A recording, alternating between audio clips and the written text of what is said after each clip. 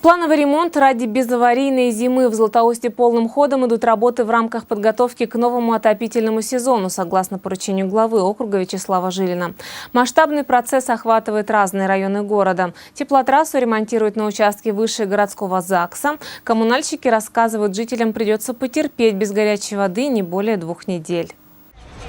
Тяжелая техника на участок выше городского ЗАГСа зашла в начале этой недели. Коммунальщики ведут работы вдоль дороги, которая ведет к торговому центру. Ремонт плановый. Трубы теплоносителя планируют поменять сразу на 2 участках. Один протяженностью 130 метров, другой 50. Их время пришло, откладывать нельзя, говорят специалисты.